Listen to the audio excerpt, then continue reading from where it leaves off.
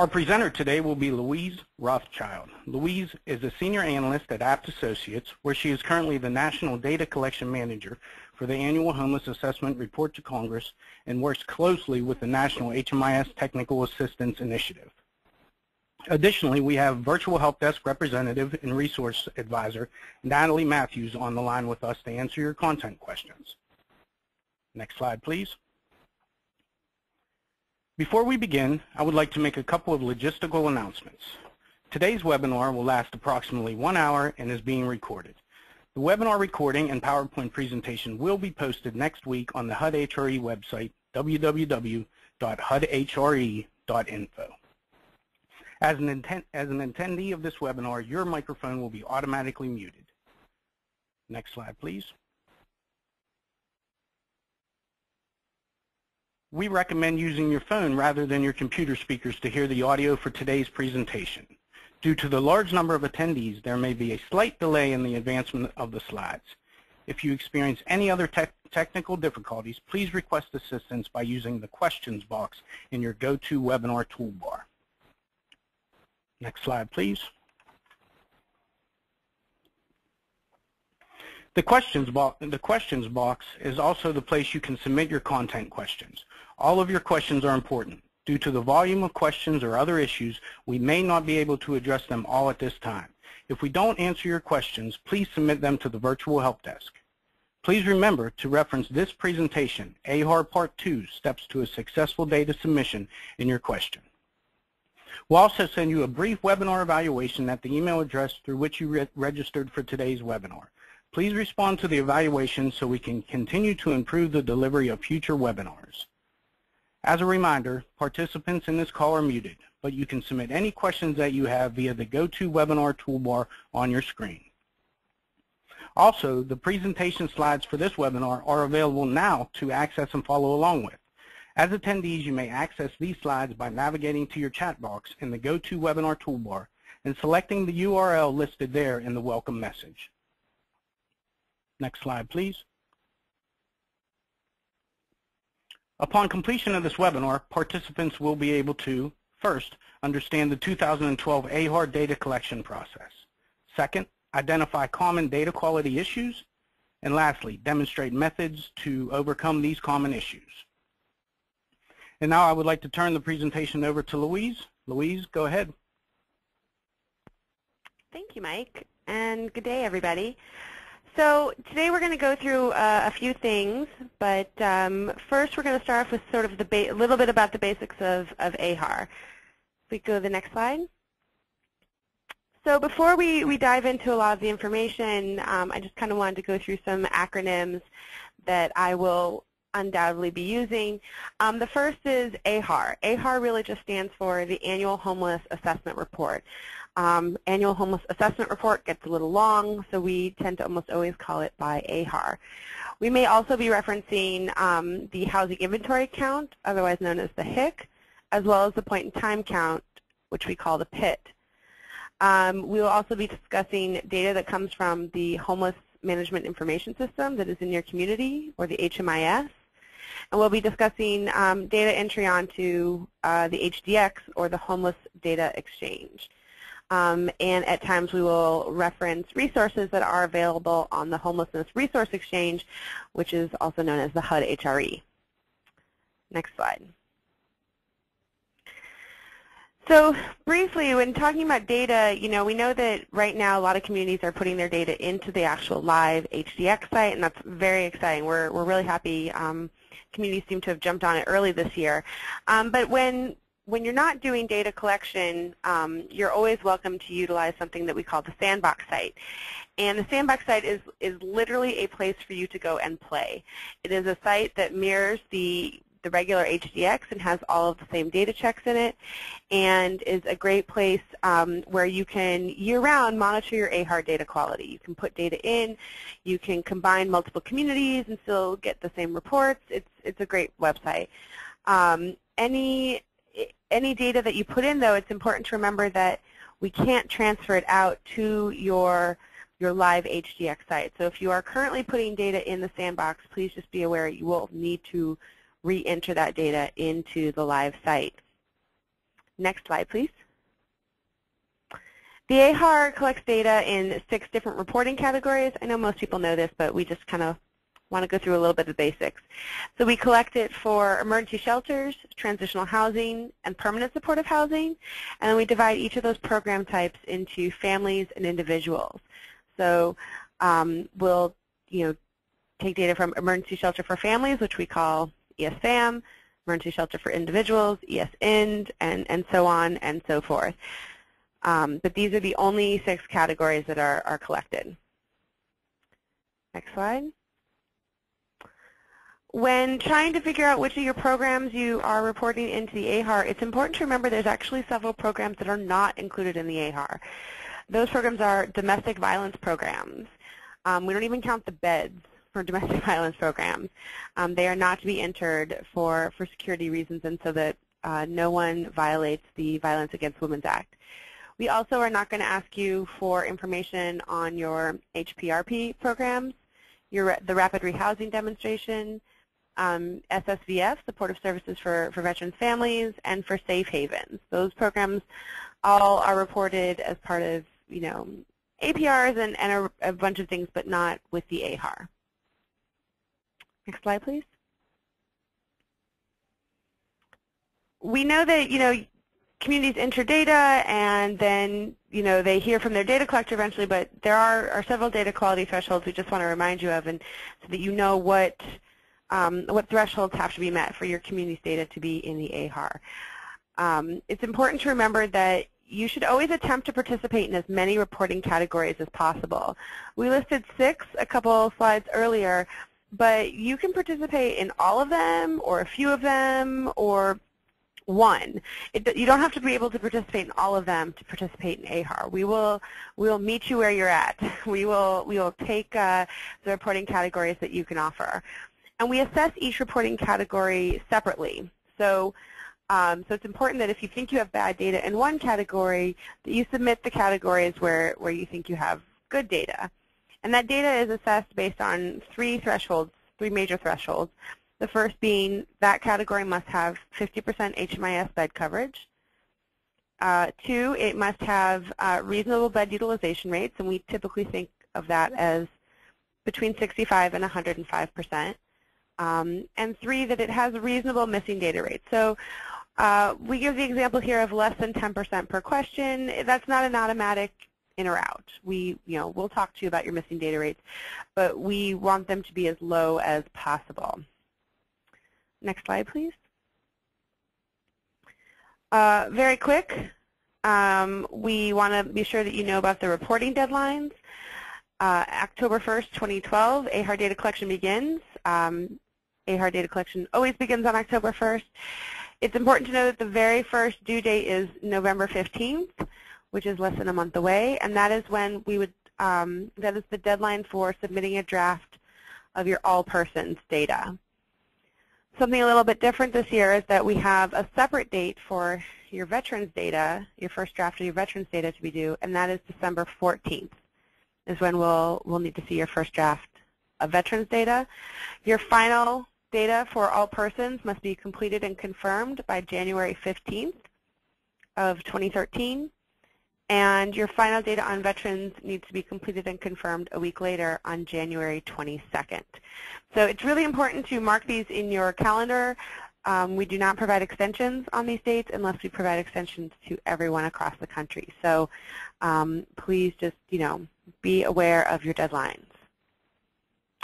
Next slide. Okay, I know we rushed a little bit through this intro information, but that doesn't stop us from having a quiz. So the first question is, when is the HDX Sandbox Site available? October 1st of each year, same as when AHAR data collection starts. It's still being developed, or any time, and we will let you vote.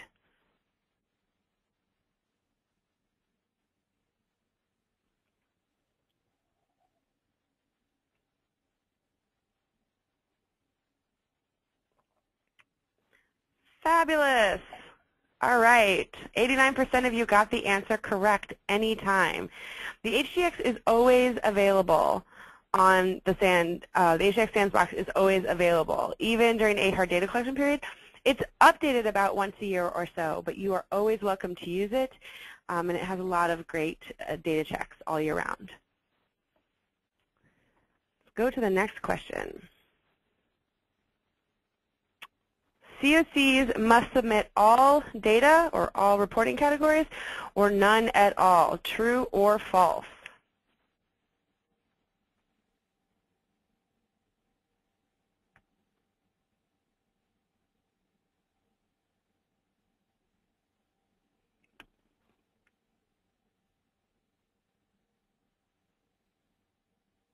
All right, this is even better. 96% of you got it correct. The answer is false.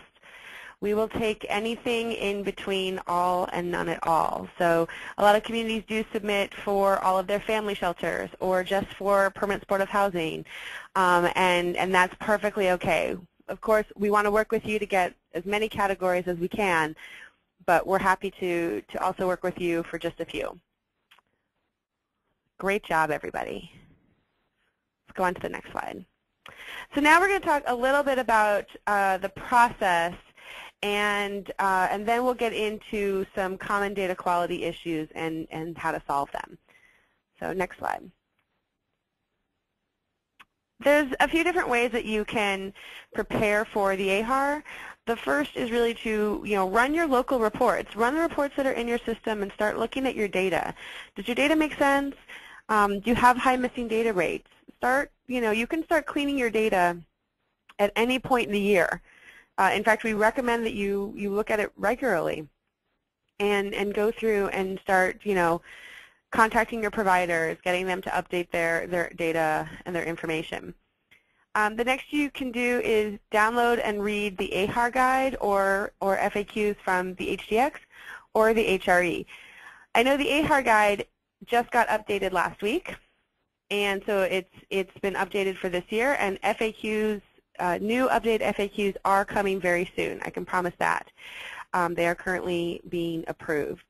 So it's never a bad thing to go through and sort of refresh your memory on everything.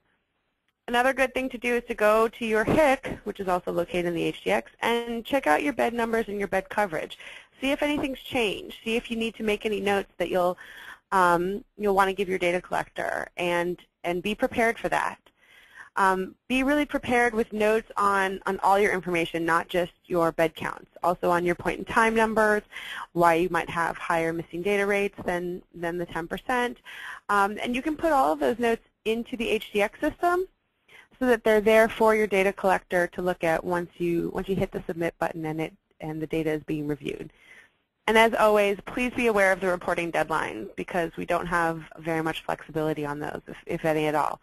So know when the deadlines are. If you are on vacation, then find somebody else who can submit the data and be sure that they have access to the system to do so. There's nothing worse than getting to the deadline and realizing that you weren't prepared to just click the submit button.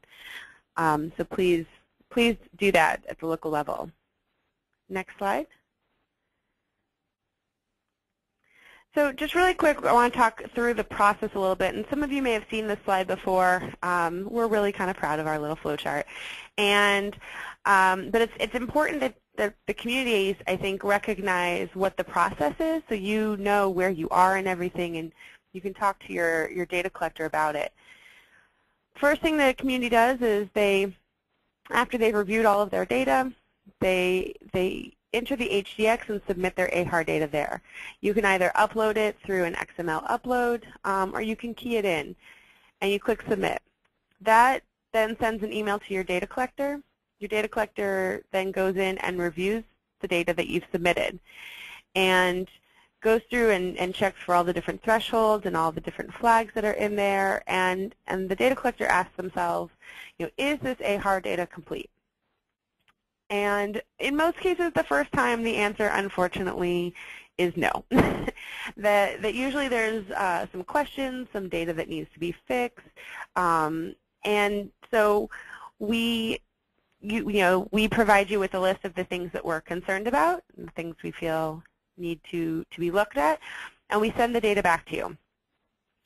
And it kind of goes in a circle where, you know, the COC looks at the data, they look at what they need to change, they upload new data, they submit it to the data collector reviews it, and the data collector asks, you know, is it complete?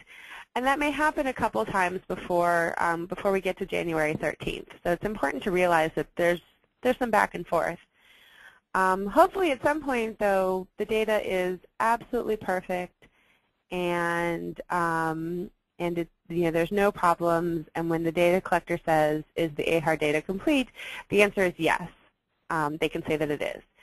And what we mean by that is that the data is error-free and complete, and that the COC can confirm that the data is representative of their community. And they do that with other people from the COC, not just themselves.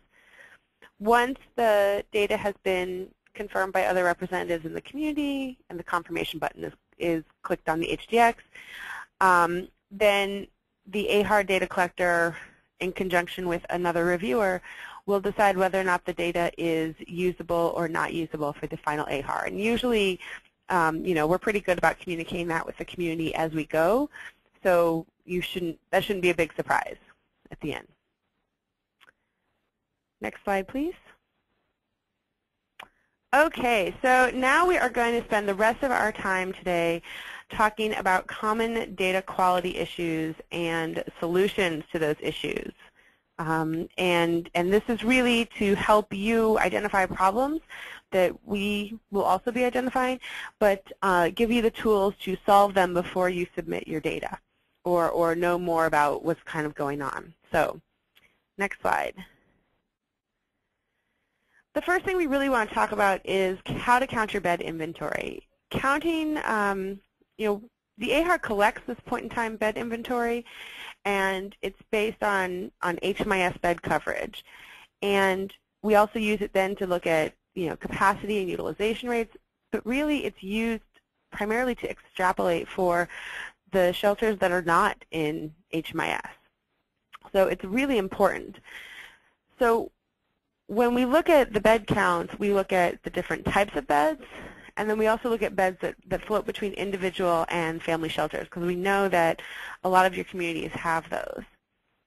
So next slide, please.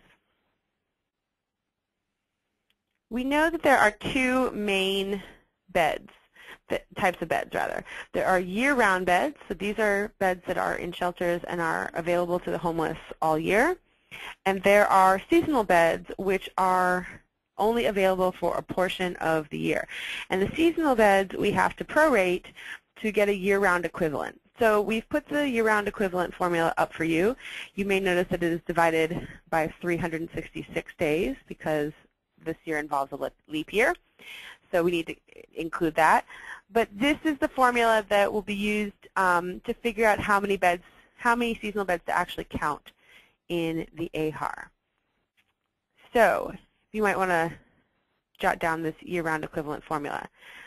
If we go to the next slide.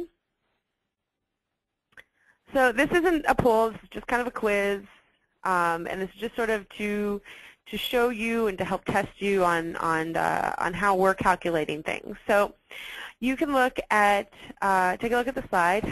What we want you to figure out is how many year-round emergency shelter family beds are in this COC. So in red Soxville COC, you can see that there's 3 shelters, shelter A, B, and C, and they have a variety of different kinds of emergency shelter and transitional housing beds. So we're going to give you just a few seconds to calculate this out, and then we'll kind of go through the answer.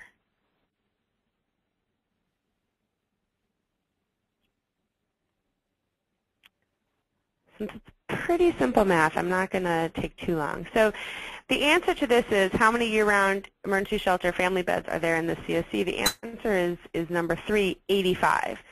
If you look, what we're asking is for you to add up the number of just emergency shelter year-round family beds. So it's 60 plus 15 plus 10 equals 85. All right, next slide, please. The next question is asking how many year-round transitional individual beds are there in this COC? So again, we'll give you a few seconds to quickly do some math.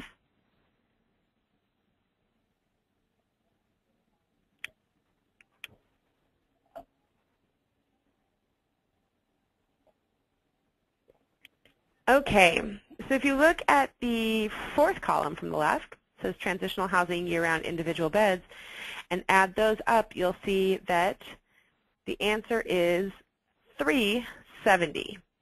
So that's how we are getting that number. If you go to the next slide, please. And last one. So the question is, how many seasonal year-round equivalent beds does Shelter B have? So let's walk through this together. We see in the second to last column that the Shelter B has 50 seasonal beds. Those seasonal beds are not available for the entire year. They are only available from November 1st to March 31st. So we think so they're available November, December, January, February, and March. That's 5 months. All right? So using the seasonal year-round bed equivalent formula, we have 5 months. We'll say that's 30 days. So 5 months at 30 days is 150. So 150 divided by 366 is about, we'll say about 40.41. And then you multiply that times 50, and it comes out to number 1, 21 beds. So you would not count the 50 beds in your total bed count. You count the equivalent bed, the 21, as the number in your bed count. Okay, on to the next slide. The other thing that we know a lot of communities use are voucher beds. These are hotel-motel vouchers, and we know that they're very similar to seasonal beds. They're not always used every day, and you want to find a way to calculate out a year-round equivalent for them. So we have these two different equations that will tell you how many beds, and we know that these equations may result in a decimal point for a bed. You know, maybe you only served 5 people in hotel-motel vouchers this year, and each one of them only stayed for 3 nights. Well, that's not going to equal a full bed, but it's still important for the extrapolation. So the HDX allows you to put in decimal points for beds on question 1. So we still want you to calculate this out. In general, we're looking at, for individuals, the total number of household voucher nights provided during the year, and divide that by 366. For families, we want you to do the same thing, total number of household voucher nights divided, voucher nights during the AHAR year divided by 366, but then we'd like you to multiply it by the average family size that you served, so that we can count, you know, how many beds and how many people correctly. So this again is how to calculate year-round equivalents for voucher beds in for when completing question 1. Move on to the next slide, please. So another situation that we know happens in a lot of communities is that you have a shelter, and the shelter will take families, it will take individuals. It is a first-come, first-served situation, but that makes reporting the bed counts very difficult for communities. And we understand that, and we don't want you to not record those shelters. Those shelters are important. So we want you to consider the bed count in proportion to the share of individuals and people and families served during the AHAR reporting period. So if you go to the next slide, we'll give you a step-by-step way to do this.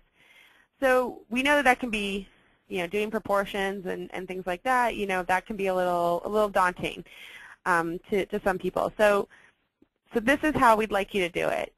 Step 1, generate a list of the clients that were served during the AHAR reporting period. And this is all stuff that you do locally with just yourself. You don't do this and present it to your AHAR data collector, so they don't need to see the list of clients.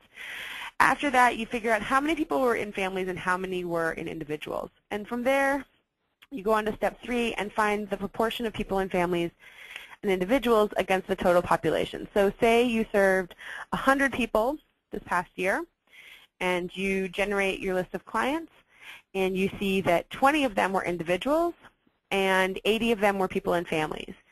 So when you look at your bed count, 20% of the beds are for individuals and 80% will go to the family categories. So that's what we're really asking you to do. And we know that this may not be a complete exact science for you, and that's fine. But we would like you to figure out sort of the approximate proportion for everything. So could you go to the next slide? And here we have an example that we can just walk through really quickly. And I know I'm walking through these really quickly, and hopefully you're asking Natalie great questions. But you can also, again, download these slides and kind of go through them. And if you have questions, you can ask your data collector or submit the question to the HDX virtual help desk on the HRE. So this example, a program has 20 beds total, and the beds float between individuals and people and families, depending on need. If during the AHAR reporting period, a program served 50 people total, 60% were individuals and 40% were people and families. So the bed inventory that should be reported to the AHAR is equal to 12 beds for individuals. You take the 20 beds times 0.6, that equals 12, and then 8 beds for people and families. Again, 20 beds times 0.4, or 40%, which equals 8. So your data collector will be able to help you go through this too, but we'd like you to take, kind of a first stab at it, and you can just use these examples as you do it. So next slide, please. Okay, so we're going to leave this up for just a little bit, and I apologize that we are asking you to do so much math, but it is particularly necessary when dealing with beds. So again, kind of keep this in your head as you go through. Total of 50 beds that float between individuals and families. They served 200 people. 25% were individuals. So we're gonna kick it over to the poll real quick, but we're asking you, how many of these beds are reported for individuals?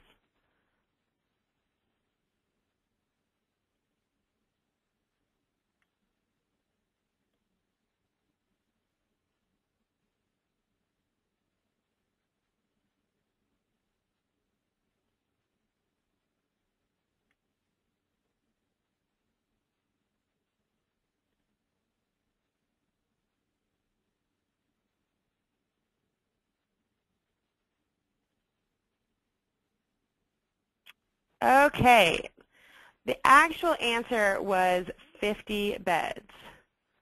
So 25%, so let's kind of go through this. It looks like this was a little confusing, and I apologize. It's not as easy to flip back and forth between everything. So 50 beds, but oh, sorry, I'm sorry. I have done this math wrong. My apologies, my apologies. It is in fact 12.5, which is what most of you got. My apologies. So of the 50 beds, there were 25% were individuals. So 25% of 50 is 12.5. Very good, everybody. That was my bad. Okay, so let's go to the next question.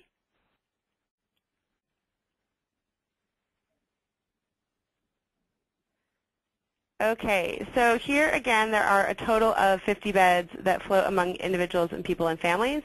They serve 200 people, but 75% were in families. So how many beds were for people in families?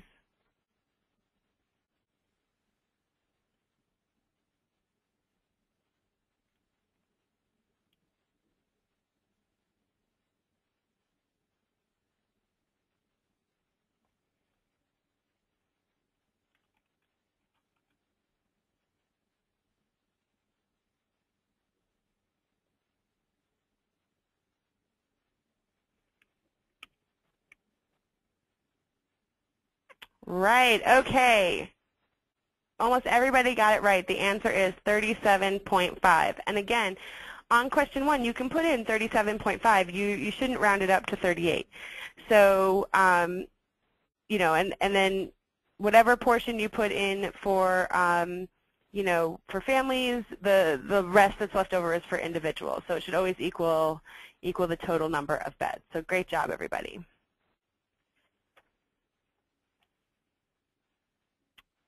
So probably the second biggest data quality issue for communities after bed coverage rates and counting your bed inventory, because that obviously gets a little complicated, is looking at bed utilization rates and understanding bed utilization rates. This is question 2 on every AHAR reporting category, just so you know for reference. The utilization rates or bed occupancy rates really represent the percentage of beds that are occupied on a given night.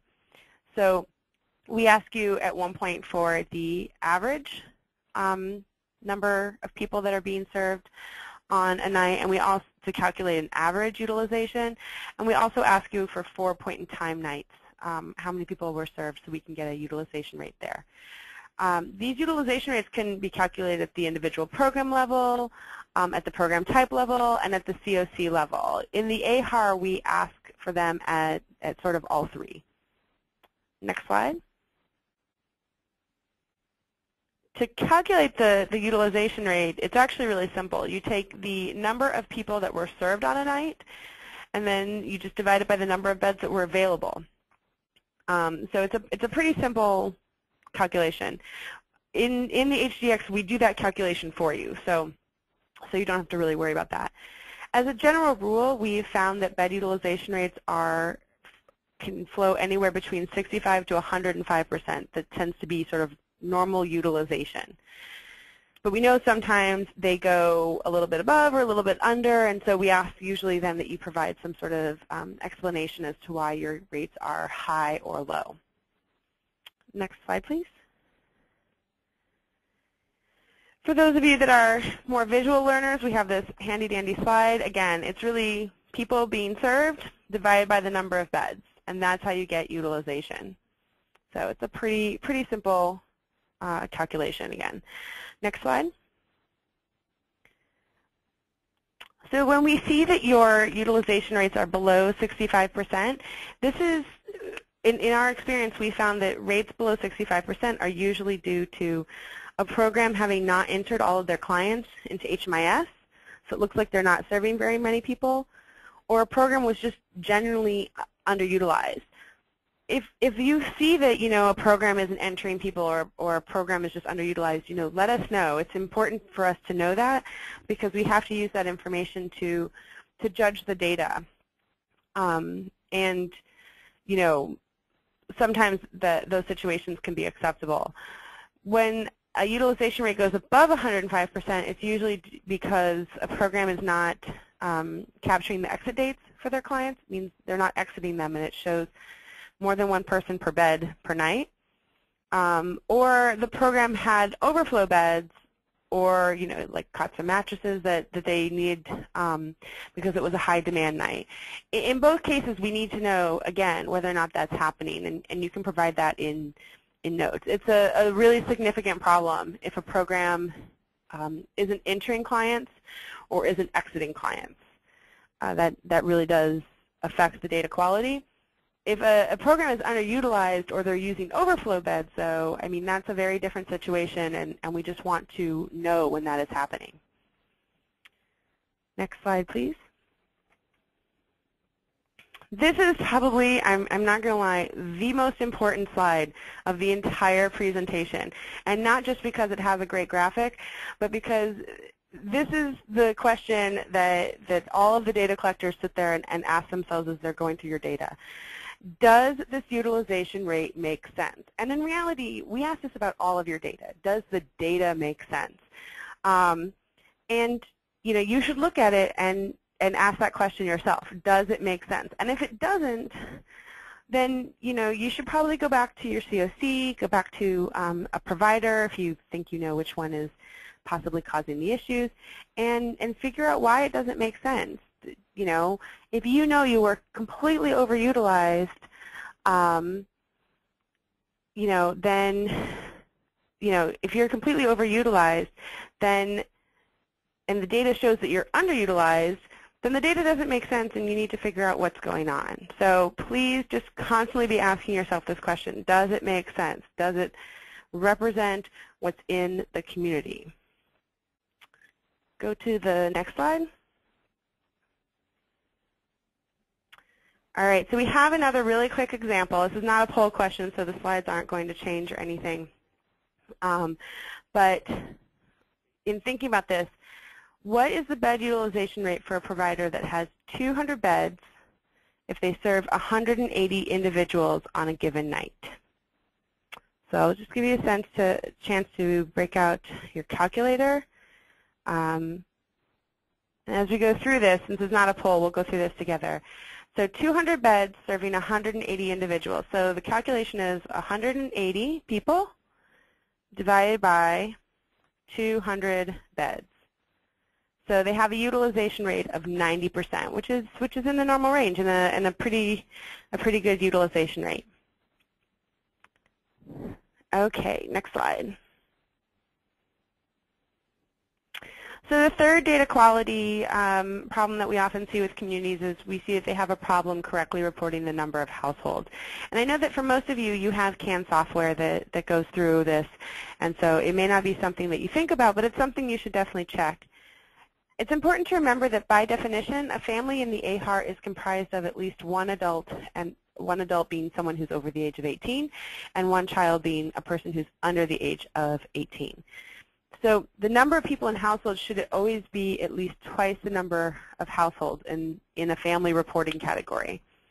And it's important to check the ratio of people to households, and if this ratio is less than 2 or very large, then you might have a data problem. I know the HDX checks for whether or not it's less than 2, but your data collectors are checking for very large families. So if you know you're serving large families, you know that regularly you are serving 5-person families. Let your data collector know so that they can use that information when looking at your data. It's helpful to provide that level of context for it. And it's also important to look at your individual data too, and be sure that children from families aren't getting caught up in your individual data because they weren't connected to the correct head of household. We've seen a lot of problems with that. So, double check your individual data as well as your family data and be sure that it's reporting the right number of people in the correctly sized households. Next slide, please. Okay, another poll question. So, which household count for people in families is incorrect? And then I'll go through the why.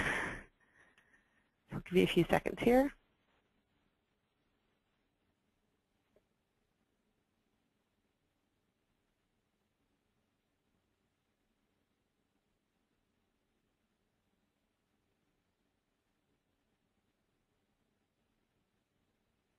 Okay, great job, everybody. 96% of you got it correct. 10 people, 10 households is incorrect, and the reason is because that means that they are one-person households. They are not families then. They are considered individuals. So, so the other counts were correct. 35 households, 100 people, it's about 3.5 people per household. And the others also show more than 2 people per household, which is great. Okay, next slide.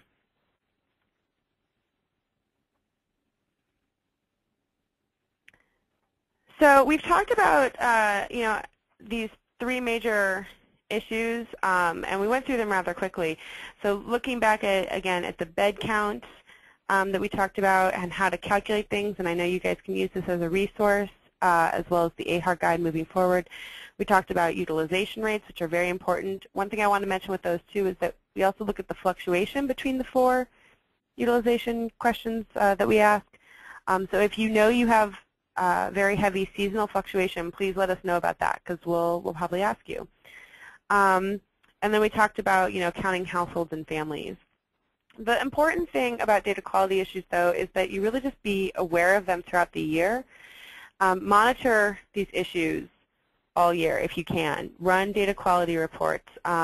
Every month is really what's recommended, but even every other month, whenever you can to catch catch your problems early. It's very hard to correct emergency shelter data a year after a person has been in the shelter. It's much better to do it as soon after as possible. And if you know of bed inventory changes throughout the year, document those somewhere so that you can do your calculations very quickly. It's important to review your point-in-time methodology and counts each year to be sure they're as accurate as possible. We do use those in the AHAR, even though you'll submit them at a different time. And make sure that any problems that you're aware of, shelters that closed, shelters that opened, shelters that came on HMIS, utilization problems because of flooding or natural disasters of some kind. Make notes about this because they affect your data, and they don't make your data incorrect. They just make it different, and we want to know about that because there's a big difference between incorrect data and data that was analyzed without context, and we like the context. So make notes. Put them in the HDX. There's a note section of each question, and then remind your data collectors about them as you go through the review process. That way you can be sure that your data is being judged based on whether it's representative of your community or not. Next slide. We have some data quality resources out there for you that we think you should take a look at. So you'll have these slides and you can go through them, but we do recommend doing that. And there are reports that are also available on the HDX that you can use throughout the year. I mean, you don't need to just log in once a year to get them. They're always available. And you can use those to monitor data quality. You can always be entering your data, again, into the sandbox to monitor your data quality all year long. It's really helpful. Next slide. All right, so we'll talk about, really quickly, some next steps to go through. Next slide, please. So even though data collection has already begun, you can start. This is the best time, really, to start looking at things if you haven't already done it. Go back and look at your bed coverage from your HIC. Have the beds changed? Do you need to prorate seasonal beds like we talked about? Do you need to talk about vouchers? Do you need to pull more data so you can calculate that? This is the time to be looking at those things. Have you been able to improve data quality? If you haven't, can you for next year? There's never a bad time to start looking at your data quality and start fixing it. It's always a good thing. And when you clean, someone's record for the AHAR, you're cleaning it for APRs and foundation reports and any report that person is going to show up in. So it's not like you're doing work twice. Have you been able to simplify your AHAR reporting process? We do ask that you show the data at some point to somebody in your community to be sure that it is representative. Maybe there's a new way you can do that this year. It's something to think about. And have you identified your own internal COC data review process? That's really important because you want to have that down and be sure people are available, especially around deadlines, so that you don't miss a deadline. Next slide, please. So again, the following resources are available on the HUD HDX, but they are also available on the HRE as well. We put them in both places for you. So one is the AHAR FAQs, which they were updated last year, but they will be updated very soon for this year. There's not that many changes though. So if you look at last year's, you'll still be okay. Again, the introductory guide to the AHAR, that just got updated, I believe, on Friday. So that is already available to you in a 2012 version. You can also access the AHAR Part 1 of this series, which goes much more into depth of into the data collection process and how to talk to your data reviewer and everything that we look for. And then again, I can't talk about this enough, the HDX Sandbox Site where you can be putting data in and getting reports out as well on data quality. But again, I must remind you, if you put data in the HDX Sandbox Site, that does not mean you've submitted data for the AHAR. You have to put it back into the live site, the regular site, and we cannot transfer data between the two. Next slide, please. If you have questions and Natalie either wasn't able to get to them or they come up after you review these things, please ask your data collector. Every continuum of care, whether they submit data to the AHAR or not, has a data collector. And if they have not contacted you, then you can, which they should have, you can message them through the message function in the HDX. So please do so with your questions. If you'd rather submit a question through the virtual help desk, that's fantastic too. You can get to the help desk by the link that is on the screen, and if you select HDX as your program or system, it'll be sure to get to somebody who knows about the AHAR.